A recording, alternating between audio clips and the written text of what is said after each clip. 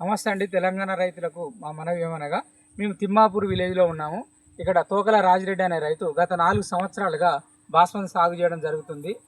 అతనికి దీనివల్ల లాభాలు ఎంత వస్తున్నాయో తన మాటల్లో విందాం. చెప్పండి రాజిరెడ్డి గారు, మీరు ఎన్ని సంవత్సరాల నుంచి బాస్మతిని సాగు చేయడం జరుగుతుందా? 4 సంవత్సరాల నుంచి సాగు చేయగలుగుతాను. పంట ఎట్లుంది? బాగుంది.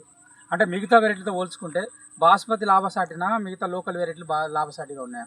లాభసాటిగా ఉన్నాయి. ఎకరానికి ఒక 10,000 రూపాయలు లాభసాటిగా ఉంది. అంటే మిగతా లోకల్ కనుక లోకల్ 10,000. ఎన్ని రోజుల పంట ఇది? 130 రోజులు. అంటే రైతులకు మీరు చెప్పాల్సిన విషయాలు ఏమైనా ఉన్నాయా దీని గురించి? ఇది పెట్టుకుంటే రైతులకు లాభసాటి ఇది పెట్టుకుంటే రైతులకు లాభపడుతుంది.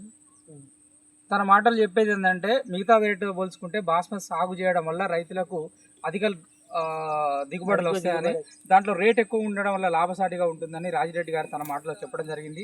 మేము చెప్పడం ఏంటంటే, రైతు అనే వాళ్ళు ఈ బీపీటీ కానీ 1010 కానీ మిగతా ఎవరితో పోల్చుకుంటే ఈ బాస్మతి వెరైటీలో రేటు ఎక్కువగా ఉండడం వల్ల రైతుకు లాభాలు రావడం జరుగుతుంది. కాబట్టి దీన్ని సాగు చేయాలని కోరుతున్నాం.